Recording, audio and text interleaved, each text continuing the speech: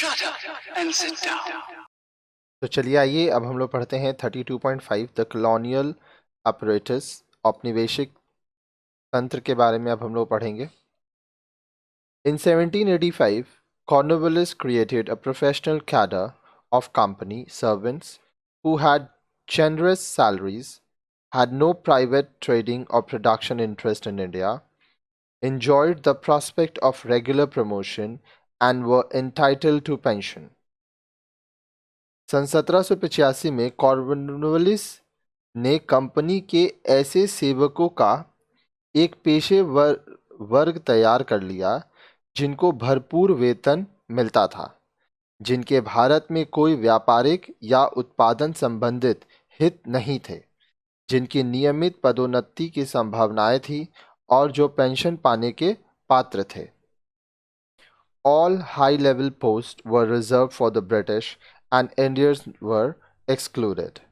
सभी उच्च स्तरीय पद ब्रिटिशर्सों के लिए आरक्षित कर लिए गए थे और भारतीय उनसे बहिष्कृत थे। Cornwallis appointed British judges and established British officials as revenue collectors and magistrates in each district of Bengal. Cornwallis ने अंग्रेज न्यायाधीशों को नियुक्त किया और बंगाल के हर जिले में अंग्रेज अधिकारियों को राजस्व कलेक्टर और मजिस्ट्रेट बनाया। From 1806, the company trained its young recruits in Haileybury College near London. सन 1806 से कंपनी अपने युवा रूटों को लंदन के पास हेलीबरी में प्रशिक्षण दिलाने लगी। Appointments were still organized on a system of patronage, but after 1833 the company selected amongst its nominated candidates by competitive examination. नियुक्तियां अभी भी संरक्षण की प्रणाली के अनुसार की जाती थीं, पर सन 1833 के बाद कंपनी ने अपने नामांकित उम्मीदवारों में से प्रतियोगिता परीक्षा द्वारा चयन करना शुरू कर दिया। After 1853, selection was entirely on merit and the examination was thrown open to any British candidate. सन 1853 के बाद चयन पूरी तरह से योग्यता के आधार पर होने लगा और परीक्षा हर अंग्रेज उम्मीदवार के लिए खोल दी गई। The examination system was influenced by the Chinese model, which had worked well for 2000 years and had a similar emphasis on classical learning and literary competence. परीक्षा प्रणाली चीनी मॉडल से प्रभावित थी, जो 2000 सालों से अच्छी तरह चल रहा था और जिसका शास्त्रीय शिक्षण और साहित्यिक क्षमता पर समान जोर था। The Indian civil service, 1. was very highly paid, 2. it enjoyed political power which no bureaucrat could have had in England. भारतीय सिविल सेवा में पहला अत्यधिक वेतन मिलता था और दूसरा राजनीतिक सत्ता में भी हासिल थी, जिसे इंग्लैंड में कोई नौकरशाह प्राप्त नहीं कर सकता था। In 1829, the system was strengthened by establishing districts throughout British India, small enough to be effectively controlled by an individual British official who henceforth exercised a completely autocratic power, acting as a revenue collector, judge, and chief of police, function which had been separate under the Mughal administration. सन 1829 में पूरे British Bharat में छोटे छोटे जिले स्थापित कर इस व्यवस्था को और सशक्त बना दिया गया, जिन्हें अकेले ब्रिटिश अधिकारी प्रभावशाली ढंग से नियंत्रित कर सकते थे। ये अधिकारी अब राजस्व कलेक्टर, न्यायाधीश और पुलिस के मुखिया, जो मुगल प्रशासन के तहत अलग अलग काम करते थे, उनके रूप में कार्यरत करते हुए पूरी तरह से निरंकुश सत्ता का प्रयोग करने लगे। This arrangement later became the cornerstone of imperial administration throughout the British Empire. यह व्यवस्था बाद में पूरे ब्रिटिश साम्राज्य में शाही प्रशासन की आधारशिला बन गई.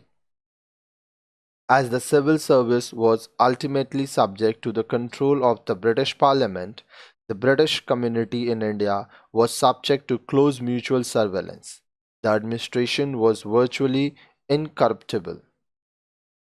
चूंकि सिविल सेवा अंततः ब्रिटिश संसद के नियंत्रण में के अधीन थी और भारत में ब्रिटिश समुदाय कड़ी पारस्परिक निगरानी के अधीन था, अतः प्रशासन वस्तुतः ईमानदार था. The army of the company was a local mercenary force with 20,000 to 30,000 British officers and troops. Company की सेना 20,000 से 30,000 ब्रिटिश अधिकारियों और सैनिकों के साथ भाड़े की स्थायी सेना थी. It was by far the most modern and efficient army in Asia. Asia में यह अब तक की सबसे आधुनिक और दक्ष सेना थी. After the mutiny in 1857, the size of the British contingent was raised to a third of the total strength of, and all officers were British until the 1920s, when a very small number of Indians were recruited. आगे देखिए, बोल रहा है 1857 ईस्वी के गदर के बाद British टुकड़ी का आकार बढ़कर कुल संख्या का 1/3 कर दिया गया और सन 1920 के दशक में बहुत थोड़े से भारतीयों की भर्ती किए जाने तक सारे अधिकारी अंग्रेज होते थे. Normally, the total strength of the army was about 2 lakh. आमतौर पर सेना की कुल संख्या लगभग 2 लाख थी. This army was very much smaller than those of Mughal India, but had better training and equipment, and the railway network, which was constructed partly for military reasons, gave it greater mobility, better logistics and intelligence. यह सेना मुगल सेना के से अत्यधिक छोटी किंतु बहुत बेहतर प्रशिक्षण और उपकरणों से लैस थी और रेलवे नेटवर्क जो अंततः सैन्य कारणों से बनाया गया था ने उसे बेहतर गतिशीलता, बेहतर सुविधाएं और आवश्यक सूचना प्रदान की. आगे देखिए, The higher ranks of the administration remained almost entirely British until the 1920s, when the Indian Civil Services exam began to be held in India as well as England. प्रशासन की उच्च श्रेणियां सन 1920 के दशक तक लगभग ब्रिटिश बनी रही, जब तक कि भारतीय सिविल सेवा परीक्षाएं इंग्लैंड के साथ साथ भारत में भी नहीं होने लगी. In addition, there was a whole hierarchy of separate bureaucracies in which the higher rank were British, that is, the revenue, justice, police, education, medical, public works, engineering, postal and railway services, as well as provincial civil services. India thus offered highly paid careers to an appreciable portion of the British middle and upper classes, particularly for its peripheral members from Scotland and Ireland. इसके अलावा अन्य नौकरशाहियों के संपूर्ण पदानुक्रम में उच्चतर श्रेणियां British ही थी, जैसे कि राजस्व, न्याय, पुलिस, शिक्षा, चिकित्सा, लोक निर्माण, इंजीनियरिंग, डाक और रेल सेवाओं के साथ साथ प्रांतीय सिविल सेवाएं. इस प्रकार भारत ने ब्रिटिश मध्य और उच्चतर वर्गों के एक बड़े हिस्से को, खासकर स्कॉटलैंड और आयरलैंड के अपने बाह्य सदस्यों को, अत्यधिक वेतन वाले करियर प्रदान किए. From the 1820s to the 1850s, the British demonstrated a strong urge to change Indian social institution and to westernize India. सन 1820 के दशक से 1850 के दशक तक ब्रिटिशर्स ने भारतीय सामाजिक संस्थाओं को बदलने और भारत का पश्चिमीकरण करने की प्रबल लालसा दिखाई। They stamped out infant killing and ritual burning of widows सती। उन्होंने शिशु हत्या और विधवाओं को जलाने की प्रथा, सती प्रथा को हटा दिया। They abolished slavery and eliminated dacoits, religious thugs, from the highways. उन्होंने दास प्रथा का उन्मूलन कर दिया और राजमार्गों से डकैतों को उखाड़ फेंका। They legalized the remarriage of widows and allowed Hindu converts to Christianity to lay claim to their share of joint family property. उन्होंने विधवा विवाह को वैध बना दिया और धन परिवर्तन कर ईसाई बने हिंदुओं को संयुक्त परिवार की संपत्ति में अपने हिस्से पर दावा करने की अनुमति दे दी। They took steps to introduce a penal code. The code was actually introduced in 1861, based in British laws, which helped inculcate some ideas of equality. उन्होंने ब्रिटिश कानून पर आधारित दंड संहिता लागू की। संहिता असल में 1861 ईस्वी में लागू हुई, जिसने समानता के कुछ विचार लोगों के मन में बिठाने में सहायता की। Under the new law, Brahmin and Sudra were liable to the same punishment for the same offense. Thus, rule of law and equality before law were the new norms. अब देखिए, नए कानून के तहत ब्राह्मण और शूद्र समान अपराध के लिए समान दंड के भागी थे। इस प्रकार कानून का राज और कानून के सामने सबकी समानता अब नए मानदंड थे।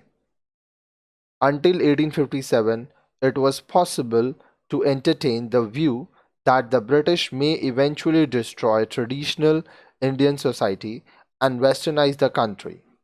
सन 1857 तक इस विचार को मानना संभव था कि अंग्रेज धीरे धीरे परंपरागत भारतीय समाज को नष्ट कर देंगे और देश का पश्चिमीकरण कर देंगे। But activist westernizing policies and the attempt to extend British rule by taking over native states rulers had left no hires provoked sections of both the Hindu and Muslims communities into rebellion in the Mutiny of 1857. किंतु पश्चिमीकरण की अति सक्रियतावादी नीतियों और देशी राज्यों पर कब्जा कर ब्रिटिश राज का विस्तार करने की कोशिश से सन 1857 में गदर में हिंदू और मुस्लिम दोनों संप्रदायों के लोगों के बागी बन जाने पर उनका कोई नाम लेवा नहीं बचा। Although the mutiny was successfully put down with substantial help from loyal Indian troops, including the recently conquered Sikh, British policies towards Indian institutions and society became much more conservative. हालांकि उस समय जीते गए सिखों सहित निष्ठावान भारतीय सैन्य दलों की भारी मदद से गदर का सफलतापूर्वक दमन कर दिया गया, किंतु भारतीय संस्थाओं और समाज के प्रति ब्रिटिश नीति कहीं अधिक रूढ़िवादी हो गई। The Crown took over direct responsibility and the East India Company was disbanded. ताज ने सीधी जिम्मेदारी ले ली और ईस्ट इंडिया कंपनी को भंग कर दिया गया। The Indian civil service attracted fewer people with innovating ideas than had the East India Company and was more closely controlled from London. भारतीय सिविल सेवा ने ईस्ट इंडिया कंपनी के मुकाबले नए विचारों वाले कम लोगों को आकर्षित किया और लंदन द्वारा उस पर कड़ा नियंत्रण रखा जाने लगा। The British forged an alliance with the remaining native princes and stopped taking over new territory. ब्रिटिशर्सों ने बाकी देशी राजकुमारों के साथ गठजोड़ कर लिया और नए क्षेत्रों पर कब्जा करना बंद कर दिया। Until the end of their rule, about a quarter of the Indian population remained in quasi-autonomous native states. उनके शासन के अंत तक लगभग एक तिहाई भारतीय जनसंख्या अर्ध स्वायत्त देसी राज्यों के रूप में बनी रही। These had official British residents but were fairly free in internal policy, and the effort of westernization came to a standstill. अब देखिए, बोल रहा है उनके यहाँ आधिकारिक ब्रिटिश रेसिडेंट्स होने के बावजूद वे आंतरिक नीति में काफी आजाद थे। पश्चिमीकरण के प्रयास में एक गतिरोध आ गया। आइए आगे देखते हैं। The education system which developed was a very pale reflection of that in the United Kingdom. जो शिक्षा प्रणाली यहाँ विकसित हुई वह ब्रिटेन की शिक्षा प्रणाली का धुंधला प्रतिबिंब थी। 3 universities were set up in 1857 in Calcutta, Madras and Bombay, but they were merely examining bodies and did no teaching. सन 1857 में कोलकाता, मद्रास, चेन्नई और मुंबई में 3 विश्वविद्यालय खोले गए, पर वे केवल परीक्षा लेने वाले निकाय थे और वहाँ कोई पढ़ाई नहीं होती थी। Higher education was carried out in affiliated colleges which gave a 2-year BA course with heavy emphasis on rote learning and examination. उच्च शिक्षा संबंध महाविद्यालयों में दी जाती थी जो 2 वर्षीय BA पाठ्यक्रम चलाते थे, जिनमें रट कर सीखने और परीक्षा देने पर जोर रहता था। Drop out ratio were always very high. पढ़ाई बीच में ही छोड़ जाने वालों की अनुपात हमेशा ऊंची रहती थी। They did little to promote analytic capacity or independent thinking, and produced a group of graduates with a half-baked knowledge of English but sufficiently westernized to be alienated from their own culture. अब देखिए, बोल रहा है विश्लेषण क्षमता या स्वतंत्र चिंतन को बढ़ावा देने के लिए उन्होंने कुछ नहीं किया। उन्होंने ऐसे लोगों का समूह तैयार किया जो अंग्रेजी की अधूरी जानकारी रखते थे किंतु इतने पश्चिमीकृत हो गए थे कि वे अपनी स्वयं की संस्कृति से कट गए थे। It was not until the 1920s that Indian universities provided teaching facilities, and then only for MA student. 1920 के दशक तक भारतीय विश्वविद्यालय शिक्षा सुविधाएं प्रदान नहीं करते थे और उसके बाद भी केवल MA के विद्यार्थियों को ही शिक्षा देते थे। Furthermore, Indian education was of a predominantly literacy character, and the provision for technical training was much less than in any European country. इसके अलावा भारतीय शिक्षा मुख्यतः साक्षरता के स्वरूप वाली थी, जिसमें तकनीकी प्रशिक्षण का प्रावधान यूरोपीय देशों से कम था। Education for girls was almost totally ignored throughout the 19th century. लड़कियों की शिक्षा को पूरी 19वीं सदी के दौरान लगभग पूरी तरह से उपेक्षित रखा गया। Because higher education was in English, there was no official effort to translate Western literature into the local, nor was there any standardization of Indian scripts, whose variety is a major barrier to multilingualism amongst educated Indians. अब देखिए, उच्च शिक्षा अंग्रेजी में थी, इसलिए न तो पश्चिमी साहित्य को स्थानीय भाषाओं में अनुवाद का कोई आधिकारिक प्रयास हुआ और न ही भारतीय लिपियों का कोई मानकीकरण ही था, जिनकी विविधता शिक्षित भारतीयों के बीच बहुभाषावाद में एक बड़ी बाधा थी।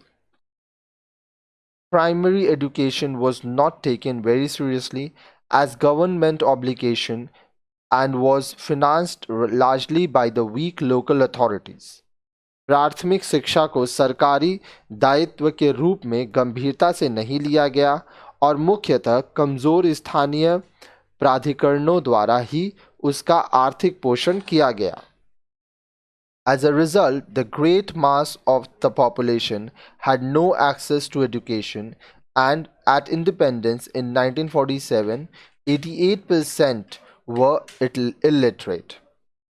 अब देखिए, परिणाम स्वरूप जनसंख्या के एक बड़े हिस्से की शिक्षा तक कोई पहुंच नहीं बनी और 1947 में स्वतंत्रता मिलने तक 88% लोग अशिक्षित थे।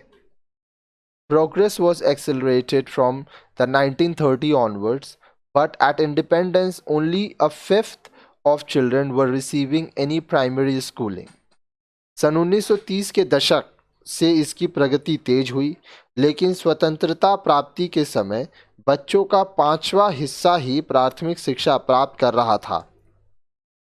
Education could have played a major role in encouraging social mobility, eliminating religious superstitions, increasing productivity, and uplifting the status of women.